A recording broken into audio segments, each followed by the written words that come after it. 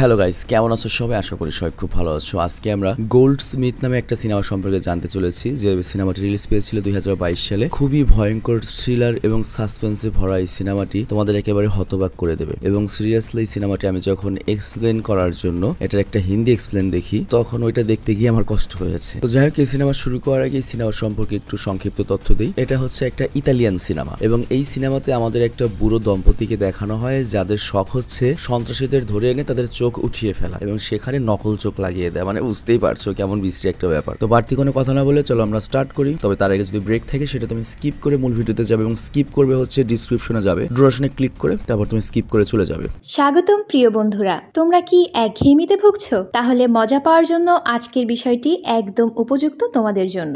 এখানে তোমরা বিভিন্ন খেলার ফলাফল জানতে পারবে, খেলা সরাসরি দেখতে পারবে এবং ভবিষ্যৎবাণী করার মতো মজার একটি অংশও রয়েছে, যেখানে তুমি অনুমান করতে পারো কোন দল জিতবে, কতটা ব্যবধানে ইত্যাদি। এতে রয়েছে আকর্ষণীয় পুরস্কার জয়ের সুযোগ, বিলাসবহুল গাড়ি, নামি মোবাইল ফোন, কম্পিউটার এবং আরো অনেক কিছু। এটি এমন একটি বিশ্বস্ত জায়গা যেটি পিএসজি এর মতো আন্তর্জাতিক খেলার দলের পৃষ্ঠপোষকতা পেয়েছে, তাই এতে কোনো সন্দেহের সুযোগ নেই। নতুন কিছু খেলার সংযোজন হয়েছে, যেমন দ্রুতগতির চ্যালেঞ্জ খেলা ও মুরগির পথ চলা খেলা, যেখানে সহজেই খেলে আনন্দ নেওয়া যায়। আর হ্যাঁ, যদি তুমি আমাদের প্রচারমূলক সংকেত ব্যবহার করে নিবন্ধন করো, তাহলে পেতে পারো 12,000 টাকা পর্যন্ত পুরস্কার একদম বিনামূল্যে। সঙ্গে থাকবে প্রথম জমাই অর্থের পর বিনামূল্যে ঘূর্ণনের সুযোগও। অর্থ গ্রহণ ও প্রেরণ করা যাবে খুব সহজভাবে, নগদ, বিকাশ, রকেট, ব্যাংক হিসাব সহ আরো অনেক মাধ্যমে। তাই আর দেরি না করে উপরে থাকা স্থায়ী মন্তব্যে ক্লিক করো, সেখানে নিবন্ধনের প্রক্রিয়া রয়েছে। শুধু আমাদের প্রচার সংকেতটি ব্যবহার করলেই তুমি বোনাস পেয়ে যেতে পারো। এবার চলো মূল ভিডিওর দিকে এগিয়ে যাই। তো সিনেমার শুরুতে আমরা 3টা বাচ্চাকে দেখতে পাই, যাদের মধ্যে একটা মেয়ে, 2টো ছেলে, এবং তারা কিছু ট্রফি চুরি করে পালাচ্ছিল। ট্রফি মানে যে খেলায় জিতলে যে ট্রফিগুলো দেয় আর কি। এবং একজন বৃদ্ধ লোক ওদেরকে তাড়া করছে, কিন্তু পালানোর সময় হঠাৎ করে মেয়েটির হাত থেকে একটা ট্রফি পড়ে যায়। তো মেয়েটি ট্রফিটি কুড়িয়ে নেওয়ার আগেই সেখানে বৃদ্ধটা চলে আসে। আর তারপর একটা ছেলে যখন ওই ট্রফিটা নিতে যায়, তখন ওই বৃদ্ধ লোকটি ওকে ধরে ফেলে, হাত ধরে ফেলে ওর। আর তখন ওই লোকটির হাত থেকে বাঁচার জন্য ওই ছোট মেয়েটি করে কি, বৃদ্ধ লোকটির পেটে ছুরি মারে এবং বৃদ্ধটি সেখানেই মারা যায়। আর এরপর দৃশ্য চেঞ্জ হয়ে আসে হচ্ছে 15 বছর পরের কাহিনীতে, যেখানে আমাদের ঘন অন্ধকারে রাতে একটা বাড়ি দেখানো হয়। আর এই বাড়িটা ঘন জঙ্গলের মাঝে রয়েছে এবং এই বাড়িতে একটা বৃদ্ধ দম্পতি রয়েছে। তো এখানে বৃদ্ধের নাম হচ্ছে অ্যান্টনি এবং বৃদ্ধার নাম হচ্ছে ভ্যালেন্টাইন। তো তারা দুজনে ডিনার করছিল এবং তারা তাদের একমাত্র ছেলের বিষয়ে কথা বলছিল, যে কি করে খাবে না খাবে। আর এরপর আমরা দেখতে পাই তাদের বাড়ি থেকে একটু দূরে একটা কালো গাড়ি পার্ক করা রয়েছে, আর গাড়ির ভেতরে আরিয়ানা নামের একটা মেয়ে এবং রেঞ্জার নামের একটা ছেলে অপেক্ষা করছে। আর তারা দুজন কাপল ছিল এবং তাদের আরেকজন পার্টনারও রয়েছে, যার নাম হচ্ছে রবার্টো। তো যাই হোক, রবার্টো ভিডিও কলে দুজন ড্রাগ ডিলারের সাথে কথা বলে। আর আজকের এই চুরির কাজটা হয়ে গেলে রবার্টো করবে কি, ওই ড্রাগ ডিলারের কাছ থেকে সমস্ত ড্রাগস কিনে নেবে। তো যাই হোক, রবার্টো করে কি, এরপর লোকেশন সেন্ড করে এবং ড্রাগ নিয়ে ওই লোকেশনে আসতে বলে। আর তারপর রবার্টো আরিয়ানা এবং রেঞ্জারের কাছে আসে। তো এখানে আমরা জানতে পারি তারা এই বাড়িটার উপর এজন্যই নজর রাখছে, যাতে ওই বৃদ্ধ দম্পতি ঘুমিয়ে পড়লেই তারা ওই বাড়িতে প্রবেশ করতে পারে এবং চুরি চামারি করতে পারে। তো এখানে রবার্টো বলে যে এই বাড়ির ভেতরে একটা সিক্রেট ল্যাব রয়েছে এবং সেখানে অনেক দামি দামি জিনিস রয়েছে। বাট রেঞ্জার তখন বলে, এরকম একটা জায়গায় বৃদ্ধা এই দম্পতি কেন ল্যাব তৈরি করবে? হতে পারে এটা কোনো একটা ফাঁদ বা মিথ্যা কোনো তথ্য পেয়ে আমরা এসেছি। বাট রবার্টো ওদেরকে নিশ্চিত করে সেখানে গেলে আমরা অনেক কিছুই চুরি করতে পারবো। তো এইদিকে আমরা দেখতে পাই কিছুক্ষণ পরে ওই বৃদ্ধা দম্পতি ঘুমোতে যায় এবং সুযোগ বুঝে ওরা 3জন করে কি মাস্ক পরে সেখানে যায় আর দরজা খুলে ভেতরে প্রবেশ করে। তো রবার্টো ঢুকেই সিকিউরিটি অ্যালার্ম বন্ধ করে দেয়। আর তারপর তারা 3জন সেই বাড়ির সব জায়গায় দেখতে শুরু করে এবং অনেক খোঁজাখুঁজি করেও তারা কোনো সিক্রেট ল্যাবের দরজা খুঁজে পায় না। আর তখন রেঞ্জার রবার্টোকে জিজ্ঞাসা করে, তুমি কি নিশ্চিত যে এই বাড়িতেই ল্যাবটা রয়েছে? আর আরিয়ানাও তখন রবার্টোকে বলে, তোমাকে হয়তো কেউ ভুল তথ্য দিয়েছে, হতে পারে এই ল্যাবটা এখানে না অন্য কোথাও রয়েছে। আর এর জন্য রেঞ্জার এবং আরিয়ানা সেখান থেকে চলে যাওয়ার সিদ্ধান্ত নেয়। বাট রবার্টো রাজি হয় না এবং সে রেগে ওপরে যায় এবং সেখানে যায় যেখানে ওই বৃদ্ধা দম্পতি ঘুমাচ্ছিল। তো রবার্টোর পেছনে পেছনে আরিয়ানা এবং রেঞ্জারও সেখানে যায়। তো রবার্টো অ্যান্টনিকে জাগিয়ে জিজ্ঞাসা করে ল্যাব কোথায়? তো অ্যান্টনি তখন বলে, আমি জানি না তোমরা কোন ল্যাবের কথা বলছো। বাট রবার্টো শিওর ছিল যে ল্যাবটা এখানেই কোথাও রয়েছে। আর এর জন্য সে অ্যান্টনির স্ত্রীকে মারধর করে। আর তখন অ্যান্টনি তাদের ল্যাবটা কোথায় রয়েছে সেটা বলতে রাজি হয়। আর সেখান থেকে যাওয়ার সময় সে তার হাতে একটা আংটি পরে। তো অ্যান্টনি দরজার কাছে যায় আর রবার্টোকে জিজ্ঞাসা করে, তুমি কি সত্যি ভেতরে যেতে চাও? তবে রবার্টো ওর কথার গুরুত্ব না দিয়ে ওকে দরজা খুলতে বলে। আর তখন অ্যান্টনি পাসওয়ার্ড দিয়ে দরজাটা খুলে দেয়, কিন্তু সেটিকে দেখে একটা গোডাউন মনে হচ্ছিল, মোটেও ল্যাব মনে হচ্ছিল না।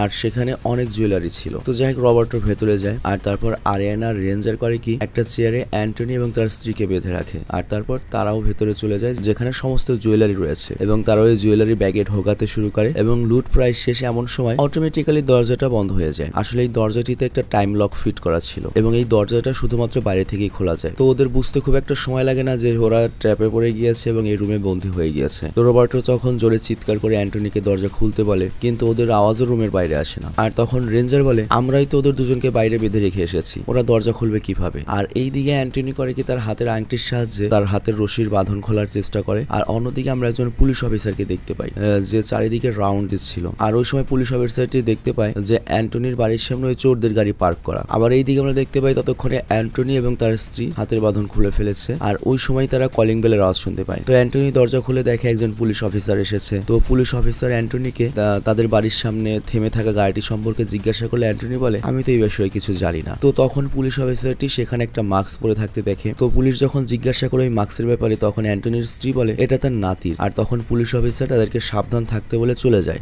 এবং বলে যে ইদানিং খুব চুরি চামারি হচ্ছে এলাকায়, সাবধানে থাকবেন। আর এইদিকে যে রুমটাতে ওরা বন্দী ছিল চোরেরা, ওই রুমে কোনো নেটওয়ার্ক ছিল না। আর তাই রেঞ্জার তাদেরকে বলে, এখানে কি হবে আমি বুঝতে পেরেছি, আমরা এবারের তো ওই বৃদ্ধা দম্পতিকে 2 হাত বেঁধে রেখে এসেছি। তো ওরা এখানে না খেতে পেয়ে মারা যাবে আর আমরা এখানে আটকা পড়ে মারা যাবো, আমাদের যে কোনো ভাবে এখান থেকে বেরিয়ে যেতে হবে। বাট আরিয়ানা তখন বলে, যদি বাই চান্স ওরা ওদের হাতের বাঁধন খুলে ফেলে। আর এটা শুনে রবার্টো বলে, এটা যদি হয় তাহলে তো আমরা আরো ফেসে যাব। তো এরপর আমরা দেখি অ্যান্টনি দেয়ালের একটা ছবি সরিয়ে ঘরে লাগানো সিসি ক্যামেরা অন করে, যেখানে দেখা যায় রবার্টো ওই ঘরের ভেতরের জিনিসপত্র ভাঙচুর করছে। আর এটা দেখে অ্যান্টনি করে কি মাইকে ওদেরকে ভাঙচুর করতে বারণ করে। আর তখন ওরা বুঝতে পারে যে এই রুমে মাইক এবং ক্যামেরা লাগানো রয়েছে এবং ওই বুড়িরাও ছাড়া পেয়ে গিয়েছে। তো রবার্টো তখন অ্যান্টনিকে হুমকি দেয়, আমাদের যদি এখান থেকে বের না করো তাহলে বাইরে বেরিয়ে তোমাদেরকে মেরে ফেলবো। বাট অ্যান্টনি বলে, আটকা তো তোমরাই পড়েছো, আমরা তো আর পড়িনি। আর তখনই আরিয়ানা করে কি অ্যান্টনিকে অনেক বোঝানোর চেষ্টা করে যে আমরা ভালো মানুষ, পেটের দেয় চুরি করে খাই, আমাদের জাস্ট এখান থেকে বেরোনোর সময় দাও, আমরা কিছুই নেবো না, আমরা তোমাদেরকে কিছুই করবো না, আমরা জাস্ট চলে যাবো। বাট অ্যান্টনি বলে, তোমরা তো নিজের ইচ্ছেই রুমে ঢুকেছো, তো এর জন্য আমি তোমাদেরকে বের করতে পারবো না, তোমরা পারলে বের হও, কিন্তু তোমরা চিন্তা করো না, আমি পুলিশকে কিছু বলবো না। আর তখনই রবার্টো করে কি বন্দুক বের করে হুমকি দেয় যে আমি তো তোমাদেরকে গুলি করবো। বাট অ্যান্টনি বলে, ঠিক আছে তুমি গুলি চালাও, তুমি গুলি করলে তোমার বন্ধুদেরই সেই গুলি গিয়ে ছিটে লাগতে পারে, আর যদি আরিয়ানার গায়ে গুলি লাগে তাহলে আরিয়ানার বিড়ালকে খাওয়াবে কে? তো এই কথা শুনে ওরা তো শকড হয়ে যায়। আর আরিয়ানা তখন জিজ্ঞাসা করে, আমার নাম তুমি কিভাবে জানলে, আর আমার বিড়াল আছে এটাও তুমি কিভাবে জানলে? অ্যান্টনি তখন বলে, আমি তোমার সম্পর্কে সবকিছুই জানি। এবং এরপর অ্যান্টনি বলে ওরা কোথায় থাকে সব ঠিকানাও বলে। তো এই কথা শুনে ওরা তো অবাক হয়ে যায় এবং বুঝতে পারে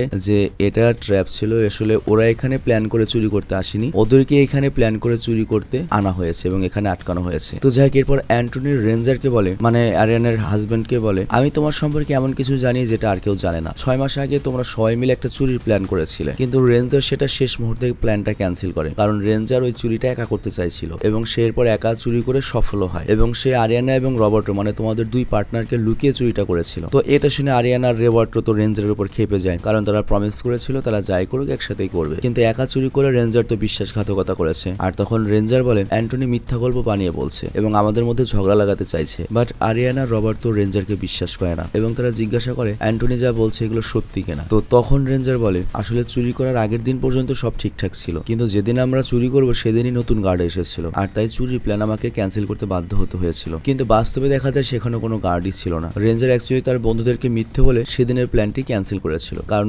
রেঞ্জারের উদ্দেশ্য ছিল একা চুরি করবে, আর এই কারণে সে একাই চুরি করেছিল। কিন্তু রেঞ্জার আরিয়ানা এবং রবার্টোকে মিথ্যা বলে যে সুযোগ না পাওয়ার কারণে সে চুরি না করে চলে গিয়েছে। কিন্তু অ্যান্টনি তখন করে কি অরিজিনাল যে ফুটেজ গুলো চুরির সেগুলো প্লে করে দেয়, আর তারপর ওদের 3 জনের মধ্যে ঝগড়া লাগিয়ে দিয়ে মাইক মিউট করে স্ত্রীর কাছে চলে যায়। আর তারপর তার স্ত্রী তাকে বলে, আমি ওদের 3 জনের জন্য একটা কেক বানাচ্ছি, মানে দেখতেই পাচ্ছ কি সাইকোটাইপ ফ্যামিলি লাগছে এই বুড়া বুড়িকে। তো যাই হোক এরপর অ্যান্টনি আবার ওদের সাথে কথা বলে, আর তখন অ্যান্টনি রবার্টো আর আরিয়ানাকে জিজ্ঞাসা করে, তোমরা দুজনকে রেঞ্জারকে ক্ষমা করে দিয়েছো? আরিয়ানা তখন বলে, আমাদের বন্ধুত্বের মধ্যে ভুল হতে পারে, কিন্তু তার মানে এই না এই ভুল নিয়ে আমরা সারা জীবন যাবো, আমরা দুজন ওকে ক্ষমা করে দিয়েছি। বাট এরপর অ্যান্টনি রেঞ্জারকে বলে, এই দুজন তো তোমাকে ক্ষমা করে দিয়েছে, বাট তুমি কি এই দুজনকে ক্ষমা করতে পারবে? এটা শুনে রেঞ্জার বলে, আমি তাদের কিসের জন্য ক্ষমা করব? আর তখন অ্যান্টনি রেঞ্জারকে বলে, তোমাকে আরিয়ানা একবার বলেছিল যে আত্মীয় স্বজনের কিছু প্রবলেম সলভ করার জন্য সে কয়েকদিনের জন্য গ্রামের বাড়িতে যাচ্ছে, কিন্তু আরিয়ানা তো গ্রামের বাড়িতে যায়নি, সে তোমাকে মিথ্যা বলেছিল। বাট এই কথা শোনার পরই আরিয়ানা করে কি রেঞ্জারকে অ্যান্টনির কথা শুনতে বারণ করে। বাট রেঞ্জার তো খেপে যায়, সে সত্যটা জানতে চায়, সে অ্যান্টনিকে বলে, প্লিজ সবকিছু খুলে বলো। তো এখানে অ্যান্টনি বলা শুরু করে, আরিয়ানা আসলে প্রেগনেন্ট ছিল, আর তাই সে অ্যাবর্শন করানোর জন্য তোমার কাছ থেকে দূরে দূরে থাকতে চেয়েছিল, কারণ সেটা তোমার সন্তান ছিল না, কারণ তুমি তো জানোই তুমি বাবা হতে পারবে না। তো আরিয়ানা যখন দেখতে পায় অ্যান্টনি সব জানে, অ্যান্টনি মুখে সব বলছে, উপায় না দেখে ও নিজের রেঞ্জারকে সমস্ত কিছু বলতে রাজি হয়। তবে এখানে ঘটনার উল্টোটাই আরিয়ানা রেঞ্জারকে বলে, কিন্তু আমরা ফ্ল্যাশব্যাকে আরিয়ানার আসল রূপটা দেখতে পাই। একদিন সন্ধ্যায় পার্টিতে আরিয়ানা করে কি নেশামেশা করার পরে একটা মেয়ের সাথে ঘনিষ্ঠ হতে শুরু করে, মানে এটা ওর হাজবেন্ডকে দেখাচ্ছে। তো ওর হাজবেন্ড যখন সেখান থেকে উঠে চলে যায়, ওই সুযোগে আরিয়ানা করে কি রবার্টোকে টেনে নিয়ে, মানে ওদের আরেকটা পার্টনারকে টেনে নিয়ে যায় হচ্ছে বাথরুমে, এবং সেখানে গিয়ে নিজের চাহিদা মেটায়। কিন্তু ওই ঘটনায় আরিয়ানা প্রেগনেন্ট হয়ে যায়। আর আরিয়ানা এই বিষয়টি যখন রবার্টোকে বলে, রবার্টো তো খুব খুশি হয় সে বাবা হচ্ছে বলে, কিন্তু আরিয়ানা তো বাচ্চাটা নষ্ট করতে চাচ্ছিল, কারণ রেঞ্জার জানলে কষ্ট পাবে। কিন্তু রবার্টো বলে রেঞ্জার জানলে জানুক, সমস্যা কি। তো রবার্টো যখন বাধা দেয়, তখন আরিয়ানা করে কি রবার্টোকে মেরে একটা আননোন জায়গায় গিয়ে বাচ্চাটি অ্যাবর্শন করায়। কিন্তু এইসব ঘটনা আরিয়ানা রেঞ্জারকে বলেনি, সে উল্টো রেঞ্জারকে বলেছে রবার্টো জোর করে আমাকে ওই পার্টির মধ্যে রেপ করেছিল, আর এই কারণে প্রেগনেন্ট হওয়ার পরে আমি একজন ডক্টর ডেকে আমার ইচ্ছেতে বাচ্চাটিকে নষ্ট করেছি। তো এই কথা শোনার পরে রেঞ্জার অনেক রেগে যায়, আর রেঞ্জার তখন রবার্টোকে মারতে শুরু করে। আর এটা দেখার পরে অ্যান্টনির অরিজিনাল ভিডিও প্লে করে দেয় না। তো যাই হোক, রবার্টো বারবার বলার চেষ্টা করছিল যে আরিয়ানা মিথ্যা বলছে, কিন্তু রেঞ্জার তার কোনো কথাই শুনে না। আর তখন উপায় না দেখে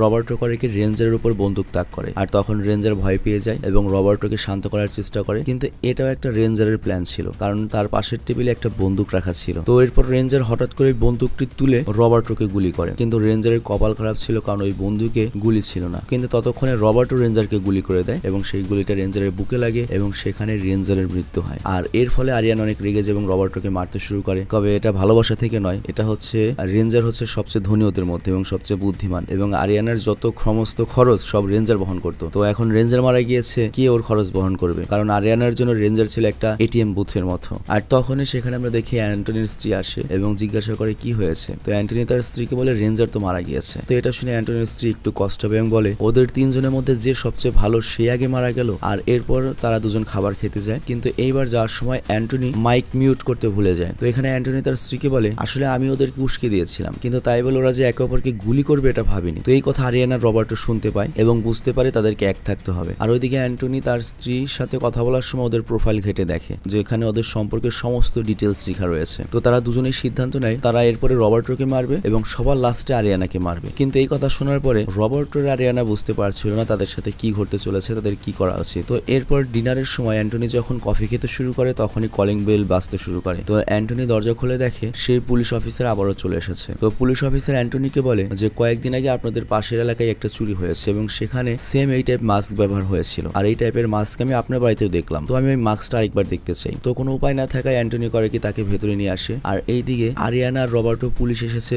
জানতে পেরে দরজার মধ্যে জোরে জোরে শব্দ করতে শুরু করে, মানে ওই যে বাইরের মাইক থেকে ভেতরে শব্দ গিয়েছে, কিন্তু পুলিশ অফিসার ওদের শব্দ শুনতে পায় না। আর এদিকে ডাইনিং স্পেসে ক্যামেরার স্ক্রিনটা কিন্তু তখনও অন ছিল। তো জন্য অ্যান্টনির স্ত্রী করে কি চালাকি করে পুলিশ আসার আগেই সেই মনিটরটি ফ্রেম দিয়ে ঢেকে দেয়, ছবি ফ্রেম দিয়ে। আর তারপর সেই পুলিশ অফিসারটি সেই মাস্কটা দেখে, আর তখন অ্যান্টনির স্ত্রী তাদের জন্য কফি নিয়ে আসে। তবে পুলিশ অফিসার এখানে অ্যান্টনির স্ত্রীর মুখে এবং হাতে আঘাতের চিহ্ন দেখে, মানে ওই যে রবার্টো মেরেছিল। আর তখন তাকে জিজ্ঞাসা করে যে কি হয়েছিল আপনার। তো এখানে ওই বৃদ্ধার স্ত্রী বলে আসলে বুঝতেই পারছে বয়স হয়ে গিয়েছে, চোখে ভালো মতো দেখি না, সিঁড়ি থেকে পড়ে গিয়েছিলাম, তখন আঘাত লেগেছে। বাট ওই সময় রবার্টো করে কি ওই ঘরের ভেতর থেকে লোহার একটা বুকশেল জোরে ধাক্কা দিয়ে মেঝেতে ফেলে দেয়। আর এইবার পুলিশ আওয়াজ শুনতে পায় এবং কিসের আওয়াজ হলো এটা জানার জন্য পুলিশ অফিসারটি দেয়ালে কান রেখে শোনার চেষ্টা করে, কিন্তু ওই দিকে ওরা তারা আওয়াজ করছে না, এই জন্য পুলিশ অফিসার আর কোনো আওয়াজ শুনতে পায় না। বাট তখনই সে লক্ষ্য করে ফটো ফ্রেমের পেছনে কিছু একটা রয়েছে, আর এই জন্য সে যখন ফ্রেমটি সেখান থেকে সরায় তখনই দেখে ওখানে একটা স্ক্রিন লাগানো রয়েছে। আর সে অ্যান্টনিকে জিজ্ঞাসা করে এটা কি কোনো ক্যামেরার স্ক্রিন। অ্যান্টনি বলে ওটা আমাদের ল্যাব রুম আর ওখানে কেউ নেই। বাট তবুও পুলিশ অফিসারটি স্ক্রিনটি অন করে এবং ভেতরে আরিয়ানা এবং রবার্টোকে দেখতে পায়। আর তখন অ্যান্টনি পুলিশ অফিসারকে বলে এরা আসলে আমার বাবাকে হত্যা করেছে, তারা ক্রিমিনাল, তো এই কথাটা মনে রেখো আর কি। তো পুলিশ অফিসার তো বুঝতে পারে এই বুড়া বুড়ি তো সাইকো। বাট তখনই হঠাৎ করে অ্যান্টনির স্ত্রী এসে পুলিশ অফিসারের পেটে ছুরি ঢুকিয়ে দেয় এবং পুলিশ অফিসার সেখানেই মারা যায়। তবে ওই মহিলাটির চেহারা দেখলে বুঝতে পারবে সে কত বড় লেভেলের সাইকো, পুলিশ মেরে কত মজাটাই না পেয়েছে। আর এইদিকে আমরা দেখি রবার্টো ও আরিয়ানা হতাশ হয়ে বসে রয়েছে। তো আরিয়ানা তো মেনেই নিয়েছে সে এখানে মারাই পড়বে, কিন্তু রবার্টো হাল ছাড়ে না, সে বেরোনোর পথ খুঁজতে শুরু করে এবং সে দেয়ালের চারিদিকে একটা লোহার টুকরো দিয়ে খুঁড়তে দেখতে থাকে এবং ফাইনালি সে একটা কাঠের দেয়ালের আওয়াজ পায় এবং বুঝতে পারে এখানে কোনো দরজা হবে এবং ফাইনালি তারা দরজার লকটা খুলতে পারে এবং সেখান দিয়ে নিচে যাওয়ার একটা পথ রয়েছে। তো তারা দুজনেই সেই দিকে এগিয়ে যেতে শুরু করে, আর কারণ তাদের কাছে মনে হয় তারা হয়তো এখান দিয়ে বেরিয়ে যেতে পারবে। কিন্তু কিছুটা এগিয়ে গিয়ে তারা একটা রুমে পৌঁছায়। এখানে পৌঁছানোর পরেই সমস্ত লাইট অটোমেটিক অন হয়ে যায় এবং ফাইনালি তারা দেখতে পায় যে এখানে একটা ল্যাব রয়েছে এবং এখানে মানুষের চোখের পোস্টার রয়েছে। রয়েছে, মানে এবারে ল্যাবটা মাটির নিচে। তো যাই হোক, তারা সেখানে বেডের মধ্যে সাদা কাপড় দিয়ে ঢাকা একটা লাশ দেখতে পায়। তো তারা যখন লাশটার কাছে যায় তখন এই লাশটি নড়ে ওঠে আর তারা ভীষণ ভয় পেয়ে যায়। তো তারা এরপর সেখান থেকে বের হওয়ার পথ খুঁজে, কিন্তু কোথাও তারা বের হওয়ার কোনো পথ খুঁজে পায় না। আর এরপর আরিয়ানা যখন লাশটির কাপড় সরিয়ে দেখতে যাবে তখনই পুরো ল্যাবে বিষাক্ত ধোঁয়ায় ভরপুর হয়ে যায় এবং তারা দুজনেই অজ্ঞান হয়ে যায়। আর এরপর তাদের যখন জ্ঞান ফিরে আসে তারা দেখে তারা বেডে বাঁধা অবস্থায় রয়েছে আর অ্যান্টনি তাদের পাশের বেডে থাকা মেয়েটার চোখের অপারেশন করছিল। আর তখনই অ্যান্টনির স্ত্রী করে ওদের জন্য কেক আর জুস নিয়ে আসে, কিন্তু অ্যান্টনি ওই মেয়েটার উপর যে কাজটা করতে যাচ্ছিল, মানে চোখের অপারেশন করে ওখানে নকল চোখ লাগিয়ে দিবে, যেটা ওদের হবি, মানে বুঝতেই পারছো কোন লেভেলের সাইকো, সেটা ঠিক মতো করতে পারছিল না আর কি। এবং লাস্টে কি হয়, শেষমেশ ওই মেয়েটি যন্ত্রণায় ছটফট করতে করতে মারা যায়। আর তারপর অ্যান্টনির স্ত্রী অ্যান্টনিকে বলে, এরপর তো ওদের দুজনের কাজও তোমাকেই করতে হবে, ওদের দুজনের কাজটা কিন্তু সঠিকভাবে করো, হ্যাঁ, ওদের চোখ দুটো খুব সুন্দর করে উপরে ফেলতে হবে। তো এই বলে সে যখন রবার্টোতে কেক খাওয়াতে আসে, ওই কেক কি আর রবার্টোর ভেতরে ঢুকে? আর তারপর আরিয়ানাকে যখন কেক খাওয়াতে যায় ওর ভেতরে কেক ঢুকে না। আর তখন রবার্টো অ্যান্টনিকে জিজ্ঞাসা করে, তুমি ওই মেয়েটির সাথে কি করেছো? আর তখন অ্যান্টনির স্ত্রী ওদেরকে বলে যে অ্যান্টনি একজন আর্টিস্ট, ওর প্যাশন হচ্ছে মানুষের চোখ তুলে নিয়ে নকল চোখ লাগিয়ে দেওয়া, আর এতে আমরা অনেক মজা পাই। তো এই কথা শুনে আরিয়ানা রবার্টো তো ভয় পেয়ে যায়, ওরা ভাবতে থাকে শালারা আমরা তো চোর, কিন্তু এরা তো দেখতেছি ভাই মারাত্মক সাইকো। তো যাই হোক, এরপর ওরা বারবার ওদেরকে ছেড়ে দেওয়ার জন্য রিকোয়েস্ট করে, কিন্তু অ্যান্টনি শুনে না, সে রবার্টোর চোখ উপড়ে ফেলে আর অসহ্য যন্ত্রণায় ছটফট করতে করতে রবার্টো অজ্ঞান হয়ে যায়। আবার গল্পের শুরুতে আমরা যে দুজন ড্রাগ ডিলারকে দেখেছিলাম যাদের কাছ থেকে ড্রাগ আনার কথা ছিল হচ্ছে রবার্টোর, তাদের মধ্যে একজন করে কি তার বসকে খুন করে গাড়ি নিয়ে অ্যান্টনের বাড়িতে চলে আসে এবং ঘরের ভেতরে ঢুকে সে পুলিশ অফিসারের লাশ দেখতে পায়। আর তারপর সে যায় হচ্ছে ল্যাবে, বাট অ্যান্টনি ততক্ষণে তো রবার্টোর চোখ উপড়ে ফেলেছে। তো ড্রাগ ডিলারটি ল্যাবে গিয়ে এই দৃশ্য দেখে একটুও ভয় পায় না। আর তখন আমরা জানতে পারি যে এই লোকটাই আসলে অ্যান্টনি আর ওই বুড়ির ছেলে, যার নাম হচ্ছে ইউরি। তো অ্যান্টনির স্ত্রী তখন বলে, তুমি তোমার এই বন্ধুদেরকে এখানে পাঠিয়ে খুব ভালো কাজ করেছো, তোমার বাবা খুব মজা পাচ্ছে। তবে রবার্টো চোখ উপড়ে ফেলার পরও বেঁচে রয়েছে, আশা করছি রবার্টো হয়তো আমাদের নকল চোখ নিয়ে সার্ভাইভ করতে পারবে। তো ইউরি তখন আরিয়ানাকে বলে, আসলে আমি রবার্টোকে এই বাড়িতে চুরির টিপস দিয়েছিলাম আর তাই তোমরা রবার্টোর সাথে সেখানে ফেসে গিয়েছো, তবে তোমাদের সাথে আমাদের কিছু পুরনো হিসাবও আছে, সেটা আমার আব্বাই তোমাদেরকে বলবে। তো এরপর ইউরি বলে, বাবা আমি আর এনের চোখ উপড়ে ফেলবো, বাট অ্যান্টনি বলে, না তুমি আমার সাথে কাজে হেল্প করো। তো এরপর আমরা ওদের আসল গল্পটা জানতে পারি। ইউরি বলে, মানে ওই দম্পতির ছেলে বলে, আমার বাবা মার শখ হচ্ছে মানুষের চোখ উপড়ে ফেলা, বিশেষ করে ক্রিমিনালদের চোখ উপড়ে ফেলা, আর তাদের এই কাজে হেল্প করার জন্য আমি শহরে গিয়ে ক্রিমিনালদের সাথে বন্ধুত্ব করি, আর সেই হিসেবে রবার্টের সাথে আমি আগে বন্ধুত্ব করি, তারপর তোমাদের তিনজনকে ফলো করি, তোমাদের সম্পর্কে সকল ইনফরমেশন জোগাড় করি, আর তারপর তোমাদেরকে আমি এখানে পাঠিয়ে দিই। আর এরপর ইউরি যায় অ্যান্টনিকে হেল্প করার জন্য, এবং তারা যখন তিনজনই কাজে ব্যস্ত ছিল তখন আরিয়ানা করে কি তার হাতের কাছে একটা পেরেক পায়, তাদের হাতের হাত করে ঘুরে ফেলে। আর ওই সময় অ্যান্টনির স্ত্রী তার ছেলের জন্য কফি আর কেক আনতে যায়। তো অ্যান্টনি তখন আরিয়ানার কাছে আসে এবং কিভাবে অপারেশন করবে এটা ইউরিকে দেখায়, বাট ওই সময় আরিয়ানা করে কি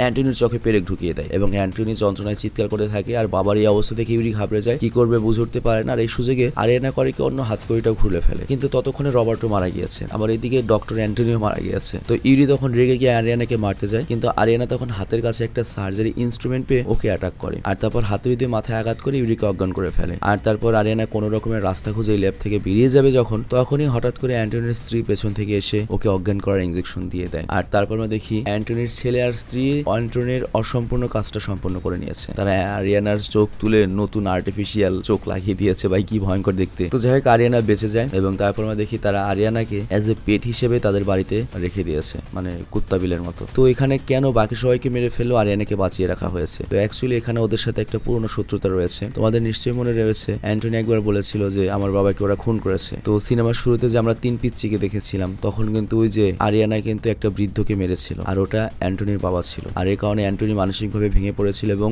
10 বছর মেন্টাল হসপিটালে থাকতে হয়েছে, আর সেটার শাস্তি নেওয়ার জন্য ওদেরকে আনা হয়েছে এবং আরিয়ানাকে আজীবন ভরে জ্বালানো হবে। আর এখানে এই সিনেমাটি শেষ হয়ে যায়। তো যাই হোক, কি ধরনের বাজে একটা সিনেমা ছিল ভাই, ইতালিয়ানরা ভাই এত ডার্ক। তো যাই হোক, আমি বিদায় নিচ্ছি, ভালো থেকো, সুস্থ থেকো, নিজের চোখ সাবধানে রেখো, বাই।